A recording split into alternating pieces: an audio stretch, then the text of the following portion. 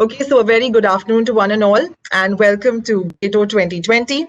I would like to thank the audience for joining in this session, and I would also like to take this opportunity to quickly thank all our partners and sponsors, our platinum partner, Apps Flyer, our digital growth partner, InMobi, our gold partner, Unreal Engine, our mobile gaming partner, Mobile Premier League, our creative partner, Ethnos Digital, our institute partner, Asian Institute of Design, our association partner, VR/AR Association, and our knowledge partner, Rathee. With that, I would like to commence with our first panel discussion on esports in India, a billion-dollar pie. And I would like to start by introducing our moderator, Mr. Akshat Rathee, MD NODWIN Gaming. We welcome you, Mr. Rathee. Thank And you. our esteemed panelists, Mr. Porush Jain, CEO and founder, Sportskeeda. We welcome you, Mr. Jain. Mr. Siddharth Nayyar, co-founder and director, AFK Gaming. We welcome you, Mr. Nayyar. Thank you. Mr. Sundar Raman, former CEO, Reliance Sports, and Mr. Nimish Raut, India lead, Fnatic. We welcome you, Mr. Raman. We welcome you, Mr. Raut. I would now request Mr. Rathee to please take over. Thank you. You know, since she said Fnatic, I will go ahead and say it's actually Fnatic. Thank you. Fnatic, sorry. No, don't worry about it. It's fine. It's nomenclatures is something that we all go through in esports, and we are this little baby of the sports industry that we have, where sports meets entertainment, meets technology, and we've built esports. And there's been so much said about esports in the past. I thought that this is actually a fairly cool opportunity for the panel that we have to go ahead and actually go a little deeper and actually try and address some of the bigger elephants in the room, right? Things like franchising. Why hasn't franchising taken off in India? Why hasn't esports taken off? Things like kabaddi, things like basketball, things like cricket and football. And the finally one which is there is, how does this ecosystem come together and take India's take on esports in the future? We all know, as context, India is now one of the largest markets for esports in the world with our mobile explosion. While PUBG Mobile was still banned and potentially going to come back, but there has been so many other games that have taken its place. People keep on playing very well. The PC market is booming. The youth is actually paying high dividends, which is there, and we are now doing really well. So quick ones on I'll ask the first question to my panelists, and we'll just go ahead and do a quick round of context around this, and I'll also explain why we are asking that question. So first up, let's get the one person who's I think the most esteemed panelist with us, Sundar. Welcome to the show. And just a quick question for you. You've looked at you've been the CEO of the IPL. You've been with Reliance, where you ran not only the Mumbai Indians and the entire ISL. You've looked at sports being the big thing in your life, and now this new thing has come, esports. And I know you've dabbled and you're getting to understand it. What is esports to real sports? I think esports stays as a sort of this mystic, attractive woman for the traditional sport. They don't understand it. They want it. They want to get close to it. They want to get to know the space. But here is this cool dude, playing around with computers and mobile phones, and the extent of understanding of digitization. And even if you look at Deloitte Football Report, which is the global football money report, the evaluations are done on two counts: one on numbers, which is revenues, and two on number of followers, which is on Twitter, Instagram.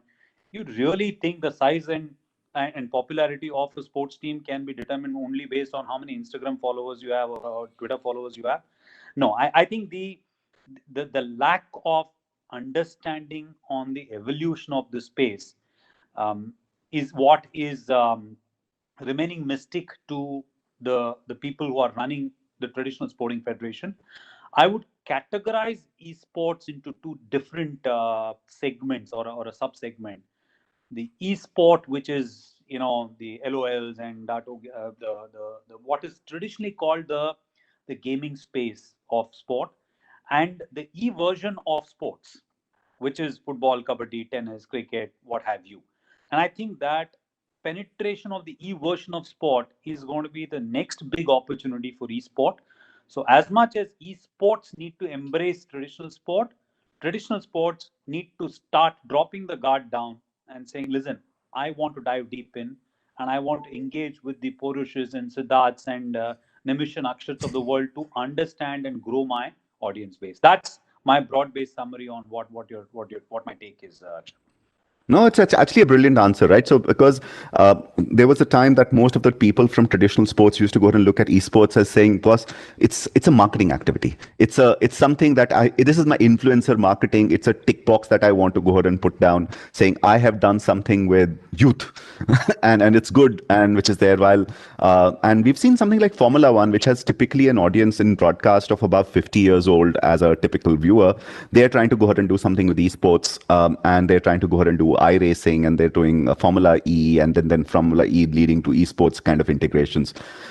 And here, love to go ahead and bring someone like a Nimish. Nimish, you're probably the one person in this entire group who's gone through everything, right? You were part of the ICL long ago when cricket started, then with Red Bull, where you ran the sports division and the events division, moved on to go ahead and be part of Riot, and also you were also part of Star Sports, looking at the broadcast part of this, right, with Kabaddi and everything coming together. You've seen this from multiple angles, which is there, and you love sports. Do you think there is a value for esports to be present in the world across all these trifectas that are coming together? Well, I do feel that there is some merit in kind of collaborating the two, and I can give you from a personal example. I look at the world of esports and traditional sports kind of getting married in a way of educating about the rules and kind of getting people attracted to the game and eventually physically playing this game outside in the outside world, right? And I think that's the biggest attraction that I have seen. See, as Sundar rightly mentioned, right, the likes of League of Legends and Dota and Counter-Strike, they don't have any. I mean, say you don't want a kid to go down on the road and play with a gun. It's not going to happen, right? No. So I would say there is no collaboration between the two. But like my son started playing. My son's 8 years old, and he had absolutely no idea about a Virat Kohli or anyone in this country. But he started playing the NBA 2K with me, and literally in a matter of 4 days, he wanted to go and buy a basketball. And it's been 6 months now that he plays basketball every day for 2 hours on the PS4 on the NBA 2K, but another 2 hours he plays it outside very happily as well. And he literally goes and he literally tries to replicate everything that he does in the game. He tries to do it outside. So he's like maybe my waist height, but he wants to do dunks. So like I got him like these special hoops that I can move them up and down, and he's very happy, and he's trying to replicate all the likes of LeBron James and all the big guys in the NBA 2K game that he plays. And that's when it kind of struck me. I said, if this is the impact that this can have on an 8-year-old kid who's not even that sporty in that sense, like my son is like a drifter in that sense, right? And I'm like, imagine what this could potentially do if the federation or if the people who are actually responsible to grow this game decided that, hey, instead of giving a basketball to a kid at 6 and 7, which technically doesn't make any sense sometimes, what if I educate them through esports about the game and the rules and the regulations and how big this league is, and kind of get them excited about it and then introduce the game to them? I think it will be brilliant. There is a way. I think that's the only way I think the two can work together, because there is a very clear objective that can be satisfied. Otherwise, it just becomes, as you said, it is a marketing gimmick. Otherwise, it is just a way to try to engage with the youth. But there is a larger implication if it really goes deeper into grassroots. Yep. And Porush, you've built Sportskeeda. I remember the longest time where we kept on talking, cricket was your mainstay, and then other things like wrestling became really big, and you're one of the largest wrestling sites in the world right now. And then other games in India with vernacular kabaddi taking off. You've seen games come, and not just from an Indian perspective, from a world's perspective, and having breakouts. I remember even in esports, long ago, 3 years ago, when we joined the Nazara family, you had had mentioned that, let's look at it. And we tried for 1 year unsuccessfully to do it. And then suddenly one fine day you said esports. And I think esports is now among your top 2 visited sections in Sportskeeda. What's your perspective on this, where someone like a content site that sits around and envelops this sports ecosystem, because sports esports are nearly the same for you, how has that reacted for you? So actually, I was really trying to avoid esports till the longest of my career because I was not able to understand it, frankly. And I think I've just passed that generation. So Sundar pointed top to Porush as not me. But it accidentally, I think the pandemic really propelled us to esports.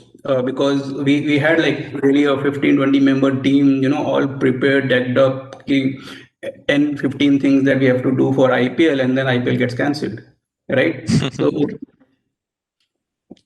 yeah, and then Porush, when that happened, and you looked at you moved your resources from IPL to esports. There was a very interesting study that says on one column there was all the sports, real traditional sports, NFL, NBA, all these federations. And then we had segues into other sports. How many people from the NBA actually watch the NFL? How many people from the NHL watch esports, etc.? How many people on your disparate site, which has a real like cricket, kabaddi, wrestling, has esports? How many did you find overlaps, or were you acquiring new consumers? We were definitely acquiring new consumers. There will be an overlap because I see an overlap between PUBG and cricket. Everyone follows cricket in India, but I am not able to measure it. Mm-hmm. But I definitely have. I'm certain there are a lot of the PUBG community in India. Maybe half, maybe 70% of them don't follow cricket. I feel that. Because I have met a lot of people, I have taken interviews, because once it started and it's just increased, like we have never seen success like our esports section when we started, right? We started at 10,000 visits a day. After 2 months, it was 100,000. Now we are sitting at 1 million visits a day on our esports section. It's all content, right? And we have never seen such success. So we actually have spent a lot of time in understanding what is a PUBG user, what do they do, and I have seen a lot of them.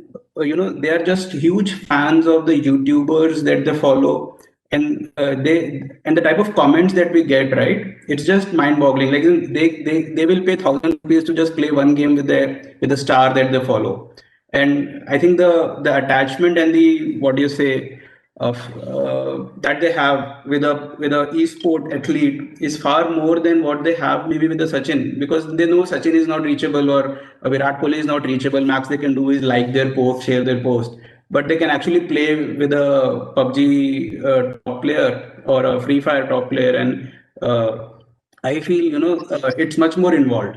So for me, what I've understood is. I don't see how I feel esports is a huge competition to sports, and I don't see a NBA team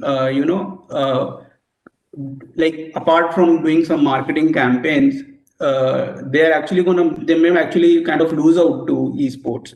So it will be maybe a different company that they have to start, or a very different game that they have to start, that they start in, or they have to develop esport, like say Lakers develop an esport to engage, and the chances are slim because that's a different ball game altogether. But if they're able to get their community to an esport game which kind of focuses on the Lakers, and I think then that's a different business altogether. I really feel I agree. Yeah.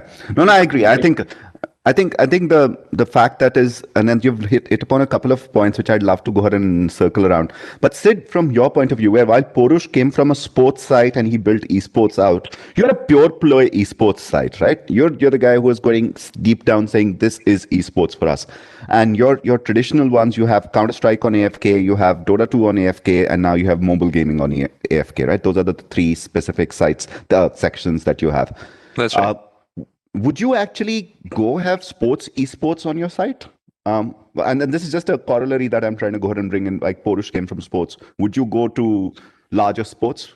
And what would it take to go ahead and do that? I think one of the reasons that we've not done sports, or in fact even other titles within esports, is because of a lack of understanding of sports. Like I was mentioning before the session started, my understanding of sports is so limited that, and I think that's the case with the rest of the team at AFK also. I mean, my only experience with sports is watching the grand finals of IPL every year, but other than that, I don't think I watch any other sporting event. So it's so hard for us to be able to. I fall in that category that esports is love and esports is life, but sports we've not dabbled in too much in life. So but however, having said that, if at any point say FIFA proves to be a very lucrative title to pursue for AFK gaming, it's definitely something that we will go ahead and learn and figure out how to do it. But I think to answer your question, as in what will it take for us to delve into the versions of sports, it's actually just the business opportunity there for us to actually go ahead and pursue it. But as of now, the reason we've been pursuing typically esports is because that's what we understand very, very deeply, and by inherent virtue of being gamers ourselves and not so And much sports people. and said, don't say that you don't go ahead and watch sports. You flew all the way to Germany to go ahead and watch ESL1 in Cologne. I mean, So- again, I did it because it was esports, and it's to circle back to your earlier question about what is esports to sports. I feel like it is the new business vertical for some of the this thing. It kind of depends on who we are talking about, because we've seen opportunities where football federations have looked at bringing on board FIFA players to represent their clubs, because that's where this is a new audience, right? This is where the young people are now. Not as the older sports generation gets older, they have to reach out to new paying customers, and they need to reach out to a new audience that will watch their matches.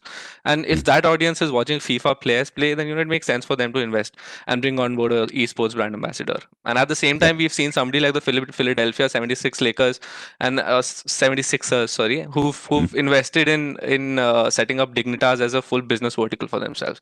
So I think it's very different for different players in the sporting space. For some, it's a marketing vehicle, and for others, they're seeing a business opportunity and they're setting up business verticals. Got it. Sundar, coming back to this, and I think Porush and Sid and Nimish all made some really interesting points, right? Let's throw you under the proverbial bus, because you are the person who can probably answer that the best. You are the head of a sports federation in India, and you've understood this. You have the best intent. Would you go federation to league to teams to do it, or would you let it be organic and let teams figure out what they want to go ahead and do with esports and do? So like for the Mumbai Indians, would it make sense for them to have let me be very specific. Would it make better sense for the Mumbai Indians to have a Counter-Strike team, or a Dota team, or a PUBG team? It doesn't matter.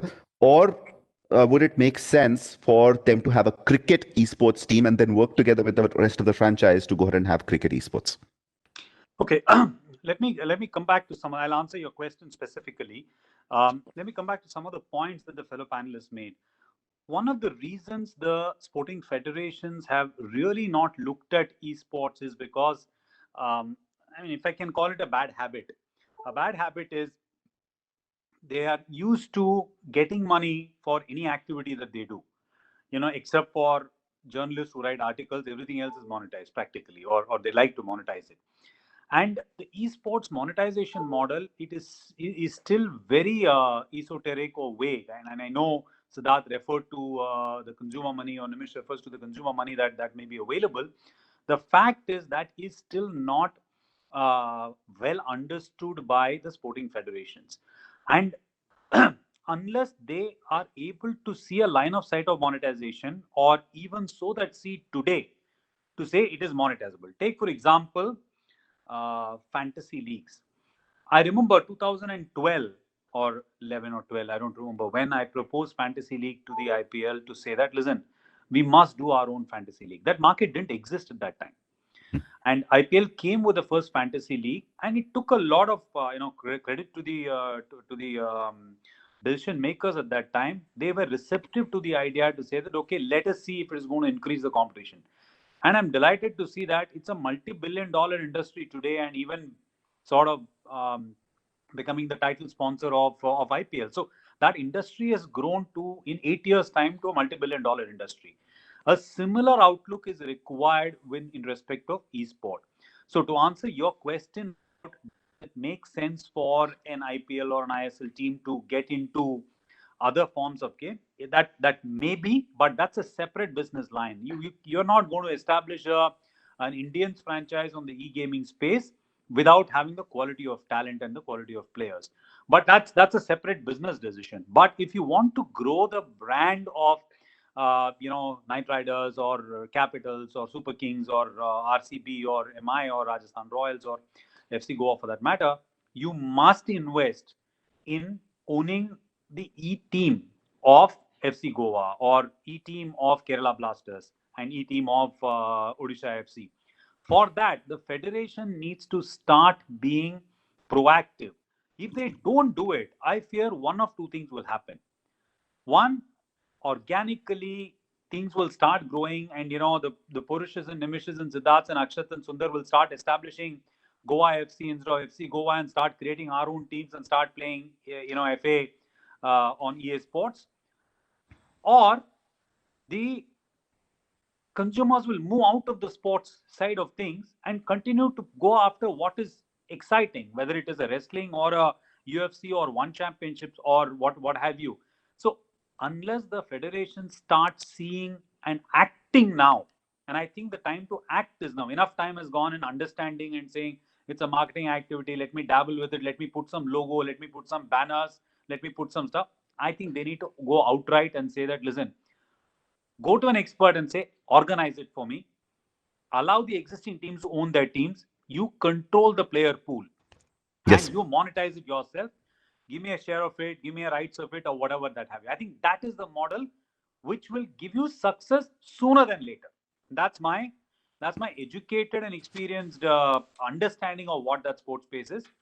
Yeah. The guys who end up doing it will see returns in the shortest span of time of 3 to 5 years. No, and Sundar, I know you have a flight to catch soon. So what I'll do is I'll take the opportunity to take, since you answered this so brilliantly, I'll segue to my next question, which is the tough one, which no one's been able to answer. We all live in this valuation world, right? Unfortunately, whether it is business at a league level or a tournament organizer or a team or a site or a portal or whatever, we need to raise funds. We need to be able to go ahead and build this in the right way possible. But one of the big things that it is always valued on is this little word called community, and that suddenly explodes. Who owns the community? Does the game owner in this own the community? Does the federation own the community because the players have been contracted by them? We are unfortunately in esports, you know the problem. The game is owned by a publisher. The sport might be run by a federation. And then there are platforms and tournament organizers and teams who all want to go ahead and build value. How do you solve this conundrum? I don't think there is there's an ownership debate in this at all, Akshat, at this point in time. Take, for example, the hundreds of years for which sports has been in existence, forget not esports, the traditional form of sports. And I've gone around the world asking federations, teams, clubs, etc., and say, tell me how many of your fans do you know? The answer to that would be 99% will not know their fans. The only engagement with the fans that they have is when they sell tickets directly or merchandise directly, where they start collecting data. Sports federation needs to start seeing, or sports teams needs to start seeing themselves not as a sports team, but as a platform. If they don't see themselves as a platform where they know the consumers and are able to own the first party data, you will start to realize that you are going to hide behind the Instagrams and Twitters and Facebooks of the world, who saying that, you know what, they've created this frenzy saying you create inside dressing room, you create the guy changing his clothes, the guy who walking from his hotel room, and who's monetizing it? The Facebooks, Instagrams and Twitters are monetizing it. You are getting nada, you are getting zilch. Unless you are able to own the first party data, you will never be able to have round the year engagement of the fan. I'm not even saying engagement in terms of monetization, but sheer understanding of the trends, sheer understanding of what the expectations are, their opinions, whether you do it through blockchain, whether you do it through direct capture of data with CCPA, GDPR, etc. And we are going to go to a cookieless world what is going to happen, those technological changes will have a direct impact on your monetizability. And I keep saying this, Akshat, indulge me for a few more minutes. Sport, or live sport, is the biggest daily wage laborer. You Yes. earn your money on that game because the media rights is associated with you playing that day. The gate money is associated, the F&B is associated, the parking, what have you, as hospitality, everything is on that day. Look at what's happening in a world where you're not allowed fans. You're struggling to get the games up and running. You're saying, I will play in a single venue, I will play without fans, I'll play. You're not able to have any communication or understanding of the person. And I go back to the first point that I made about Deloitte report of, you know, this one has 40 million, 50 million followers. Look at it. You cannot get into a minus bigger than yours contest here. I have 25 million Facebook likes. How much do you have? That doesn't mean anything. How many of those 25 million do you even know? Yep. And esports has that information, which is vital. What Siddharth mentioned about they're willing to pay ₹1,000 or $1,000 to go and play that 1 hour with that player makes him a commoner or makes him accessible. And I'm for that. I'm not saying it's Sachin Tendulkar is not easily accessible, but do you know who's your biggest fan in the first place? Yep. And how do you quantify? I think the first party data will have to start getting accentuated. The growth of the sport needs to start regulated by the federations, and football club or cricket club or basketball club needs to start having their e-version of players. As much as I'm paying a Steph Curry, I may need to play Nimish Raut's son. Okay, not so much Nimish, but somewhere to be able to say that he's going to be my next big star. I see a day in the future where there'll be a March Madness, there'll be a draft for NBA for players who play only on the e-platforms. Got it. No, it's actually a super brilliant answer, and it's actually a great time to go ahead and bring in Nimish again in this, right? Nimish, you know, as Fnatic worldwide, you've just gone out into the first time where you're actually saying own a part of Fnatic, right? It is not own something random of Fnatic. You are an owner of Fnatic in the journey that you have. You're getting common shareholders by going and giving them a part of your merchandise, a part of your company, but also fundamentally trying to go ahead and outreach the consumer itself to go ahead and say, we are a multi-sport team, and in this case, multi-esport team across the world who understands who our fans are. And while it is really important to go ahead and look at this from a traditional esports perspective, where you have League of Legends, Counter-Strike, etc., you're also going and looking at direct association with real sport, with Roma's partnership with you, etc. So does this, what Sundar said, resonate with you? Well, I think obviously I wanted to highlight the fact that, I like what Sundar said, and I think esports, at least Fnatic, has proven that, having a loyal fan base can not only mean that you have so many people who like your posts, but they actually then spend money with you. Happy to say that we've raised $1 million in a matter of 2 days. Over 1,000 fans donated that kind of money to us. And we are hoping to raise another 3 or 4 by the time we actually finish the crowdfunding, which I think is brilliant. I think it was a brilliant move from Sam to come up with the idea of doing something like this, and it just makes the fans so much more closer to Fnatic in that sense. Coming back to your question, I do feel that we as a country are a little far away from the idea of traditional sport, kind of merging with esport in a way. And the reason I'm saying that is because I'm I'm a negative person, but I'm a very honest person in that sense. I think we don't have a sport in this country. What we have is tamasha and entertainment. Even our biggest league, and I'm not saying this with any disrespect towards what build. I don't consider the IPL as one of the best sporting properties in the world. It is a great entertainment property. It's far away from being a sporting property. Look at the likes of the NBA. Look at the likes of even UFC for that matter. Look at the emotion that you feel when you watch that sport. Look at the way it's presented. Look at what. Remember this. People say, look at what IPL's bunch of great cricketers and a pool. I think the IPL's messed up the game completely. And again, I'm a purist. I love cricket a lot. I don't think we need so many T20 leagues in this world. We've messed up the product called cricket, and I can guarantee you that in the next 20 years, we will struggle to make people watch cricket. And the way we are going right now with cricket, we're going to make people struggle watch cricket. We've killed everyone. There was this side to cricket in the 90s. Today, look at what cricket is. It's a 3-country game. It's not even an 11-country game anymore. It's a 3-country game, to be very honest. Yeah, it will make money, no doubt, but it's not a global game anymore. And I would definitely not want to ever compare esport with cricket, because I don't want to see esport go the same route as cricket. I want to come in esport here, is Nimish, beautiful, it's pure. It's something that will I was connect the waiting for entire Sundar world to one turn on day. his camera again. And I want to be a part of that. And I want my kid to be a part of that. Okay. Nimish, No. Nimish, basketball is a single country sport. You seem to have an American and a colonial hangover of sport. So come out and see and speak to the fans, the true fans. Yeah. And I'll tell you, you'll drop your colonial hangover or an American hangover that you have with sport. So I don't think it's yeah, you're right. No. But I think that it's a good punch up that I'm willing to have one day.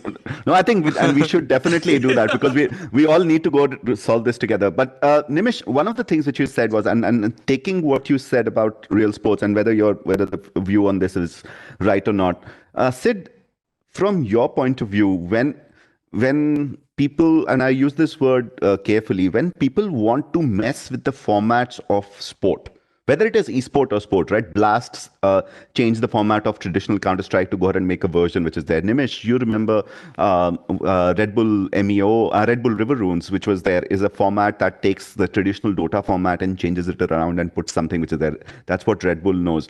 When brands start coming in, Sid, and people try to go ahead and take a format approach to this, is that a good thing or a bad thing? For a sport, for esports that is not even established, is that the solution? Take sports but use it in a different format to present it as an esport? Because if you just do FIFA, like, I don't think people will watch a 20-over cricket match on esports. Yeah. No, I think there's a lot of experiment left to be done with esports right now, and if, for example, experimenting with some of the traditional sports formats is something that I mean, we've only learned how to play esports in the way that the publisher intended for it to be played. A very good example of this that resonates with me specifically is an experiment that Call of Duty did back in the day when I was playing. Right, they changed up the format of Call of Duty altogether, and this was during Call of Duty 4, and it did a whole lot better than the traditional mode that Activision wanted it to be like. And that is what the new normal became for Call of Duty back in the day. So I think we've not done enough experiments with esports, with traditional sports formats, to be able to say that this is what is going to work. We've only played it in the traditional, in the way that the publisher intended it to be played. So I definitely think experiments are definitely worth doing at this point. Maybe for example, games like FIFA and NBA that have not seen a lot of viewership as compared to League of Legends and say Call of Duty or Dota, maybe trying a new format with them is going to change things up for them. So definitely a good thing to experiment with traditional sports formats with the esports world, to maybe see, maybe what we're doing right now is not the right way to present an esport. Maybe another format could change things up and it'll become a lot more viewer friendly or engagement friendly. So in long answer short, I think it's definitely a good thing to experiment with games specifically that have not been doing too well. Even the Blast experiment, I think, proved to be a success for Blast. Yes. Yeah. Porush, you when COVID started, you started interviewing a lot of sportsmen all across for Sportskeeda Live, and I think they were fascinating journeys. If anyone's not watched them, some of them are great conversations that you. How do sportsmen, like the athletes themselves, think about it? We've seen Messi and not Messi. We've seen this guy Neymar Jr. We've seen a couple of other real sports people getting involved in esports, and it has done great for their fan base. Do sports people like esports? Definitely, I think sports and esports audience is obviously same. They are young. They want to get entertained. They are out there and latching onto the most exciting property out there. Yep.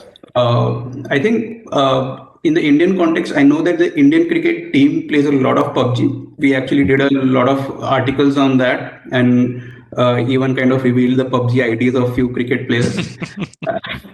And I don't think in India currently there is such an ecosystem where they know how to actually kind of go through this whole environment of esports in India, which team to sponsor or how to become a player themselves if they are so good. Obviously, Nimish did few chess tournaments, right? I guess, like, sorry, the PUBG tournaments with cricket players, Yes. to be correct. I don't think they feel challenged right now, or they have an opinion on investment or, getting more fan base through esports, but they definitely should be. Like, if we can get Sachin back in an esports avatar, maybe it's a boon for cricket. Yeah, we saw we definitely saw David Beckham recently going and supporting something around esports. But Nimish and maybe Sundar, if you've not left, that's actually a closing question for you. Is the athlete themselves a participant or an influencer for esports? Athlete, in my view, is looking at it at three levels. One, can he be a businessman? Can it be a post-business, post-playing career opportunity for him?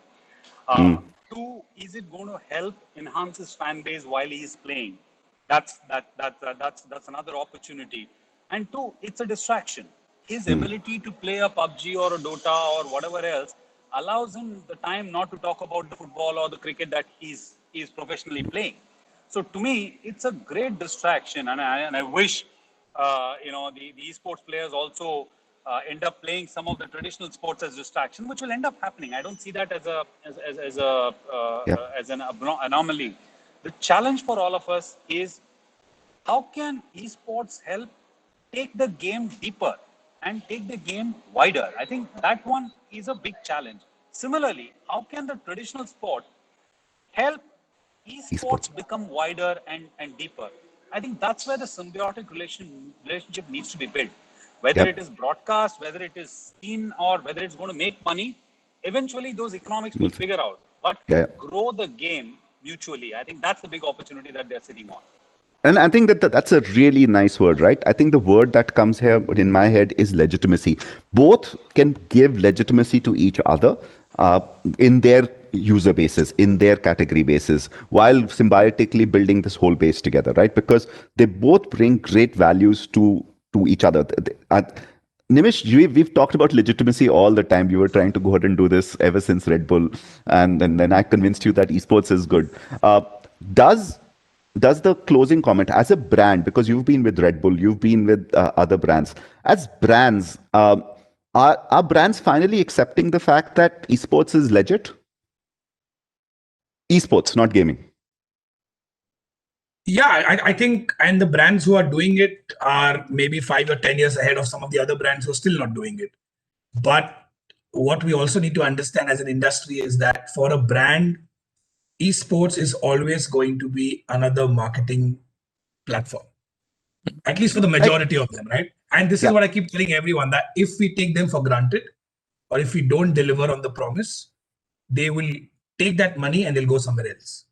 And that's why I said, India is at that really crucial stage right now where, with so much hype that has been created during COVID and because of what's happened in the last few months, if 2021, the first 6 months, we do not deliver to the larger industry of what esports can actually do as a marketing platform, forget about any big monies coming in by the end of 2021. 2022, we can all shut shop, because brands will take that money and go back to live events. They will go back to music. They'll go back to all the other opportunities that they will get. And eventually they'll go back to cricket. And then 60%, 70% of the monies will disappear. And then we are left with peanuts to play around with esport. On that note, it's a good time. I think Sundar also needs to catch his flight. I'll go ahead and we have about 5 minutes left, and we have a couple of nice questions. So let's go ahead and do this, and anyone can volunteer to go ahead and answer this. one of the, it's a really simple question. But, how do people win in an esports game, and what's the skill required? Sid, how do people win in an esports game? By playing well. I think two teams play against each other, the better one wins. I think that's as simple as that, really. And but Stream snipes. But Sid, let's just go ahead and get a deeper answer into this. When one team is actually better, your answer on better is are they better at the game or are they better at the sport? What differentiates a good team? How do you differentiate better? I think okay. Let me elaborate on better. So, for example, talking about CS:GO or Valorant or Dota. It's a whole bunch of things that make you better than the opposite team. It's mental fortitude, it's mechanical skill, it's nutrition, it's a whole lot of factors, and a lot of them are actually they overlap with the traditional sports as well. People have now started looking at fitness as a factor to be a better sporting team or a better esports team. So, Yep. And it's a whole lot of practice and a whole lot of hard work and skill development that goes into this to become better than the opposite team. But, it's something as detailed as understanding of the game mechanics also. For example, games like League of Legends and Dota, there is so much you can do. At all points, there are hundreds of permutations and combinations that you're deciding between, right? So just the mental fortitude and the ability to make quick decisions is a huge factor in being a better at the opposite team. So those factors, I think, is what makes you better. And then what Sid said, I'll just go ahead and extrapolate. When he says making those decisions, it's just not just a mental thing. There are things like APM, which stands for actions per minute. It's how fast your fingers move. Yeah. Because esports as a sport is differentiated by the speed of responses of this. Fundamentally, it's a speed competition. I can see you faster, I can shoot faster, I can react faster. It's my hand, my mouse, my keyboard, my mouth, my eyes, all reacting faster physically than my competitor. And then obviously the mental fortitude and the teamwork that comes in. Quick questions that we are answering, which is is Valorant going to be coming in? Yes. Is it doing well? Is it doing well? Yes. Sorry, my camera just switched. Is Valorant there? Yes. Is it going to do well? Yes. Another question, is NBA game a part of this? Yes. There is an NBA 2K league that is already live in the US that does really well. How to avoid banning and adverse regulations around it. Sundar, I know you're out in the car, but you want to go ahead and jump into this? We are considered evil, right, by some people? I think that's because of the general protection that it started off as a game with guns.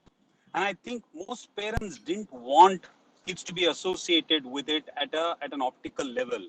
So the minute you drop that guard and say, listen, look at what's happening today. There were times when most kids were told more than 30 minutes of screen time.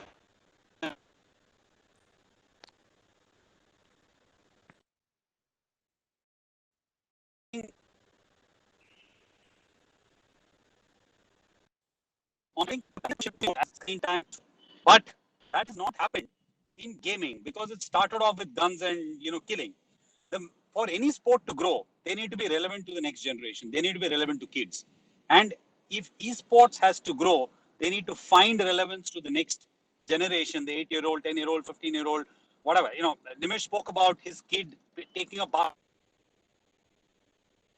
because he played it as esport. That's great. But Nimish would not be allowing his son to play, game with guns, I presume.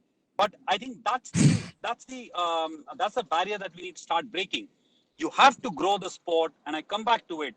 More people play the sport more often in more platforms will mean the economy is in fine fettle. Yep, I like it.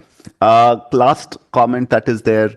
There are some that don't make sense to me, so I'm going to just skip that, and I can always take them offline, and Gato can write them, and I can answer them. So the other one which is there is how to enter in esports. Nimish, how do you start esports? You did Fnatic Rising. Yeah, I tell this to everyone. I think the best way to enter esports is such a community-driven activity, right? Whichever title you play, make sure you grind, make sure you get noticed within the community. And once you're noticed, there are enough and more people around who will then take you to the right people and the wrong people. So just be careful who you sign with and and what you sign. Always ask for an official contact. Make sure that you don't give away all your rights upfront to somebody. It's like the identification of an esports athlete is not that difficult, right? Unlike a traditional sport where you might be playing in a remote part of the country and you really need to like kind of knock on the doors. With esports, it's like if you're good in a particular title, the community will tell people. Like with Fnatic Rising, I have a pool of 50 PUBG mobile players who are under the age of 16, which probably no other team has access to right now. But I know them. I know where they live. I know what they want from Fnatic. When the time comes right, will I sign them? Maybe I will sign 2 of them, but the rest of the 48 will go back into the market and probably sign with my competitor. But that's the only way. As I said, be relevant to your community, continue grinding, and the community will tell us who's the next big star.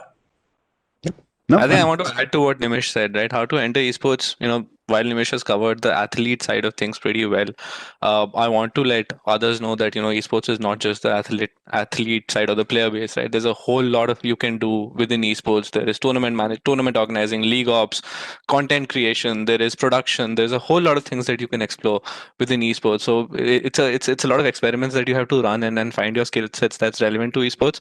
And, you may or may not be very good at playing games, but, while you have the understanding of esports as a industry, you can explore the other aspects of it as well. Yeah, both Porush and you said are always looking for esports writers all the time, right? So I mean, you can always reach our careers at afkgaming.com. No, honestly, and this industry is growing, right? So I think every single person on this call is looking for people paid be promotion. Unfair. No, but honestly, I think there's a Black Friday. There's a Black Friday sale on Fnatic. Please go buy some merchandise. Honestly, but Akshat, I have a question back for you. Is there an opportunity for an esports recruitment firm today? yes.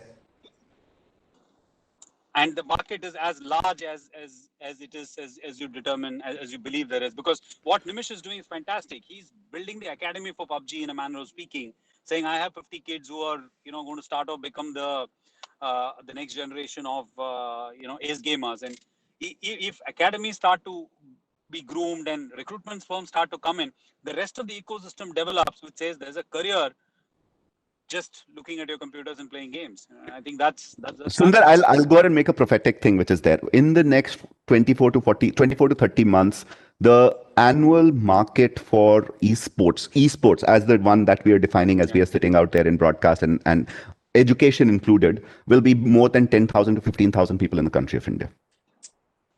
Wow, that is sizable, and I hope it just becomes 10 to 15 million in the next decade, and maybe all benefit and cherish and do the same seminar 1 month. Yeah, done. Thank you so much, which is there, guys. Appreciate it. Porush, great work on Sportskeeda. Said as obviously AFK Gaming remains phenomenal. Sundar, I'm fan as always. We'll continue to go ahead and engage and look at new things. Nimish, keep doing what you're doing, man. You're phenomenal. Thank you, everyone, guys. This has been Esports and how sports comes together. And you've been watching Gato. Over back to the host. Thank you so much, guys. Mr. Rathee. Thank you to all the panelists, and thank you to the audience for giving us so many questions and making this session so interactive. We will shortly be joining us with another session. Thank you so much. Pleasure. Thank you very much. Thank you so much, guys. Always Fnatic.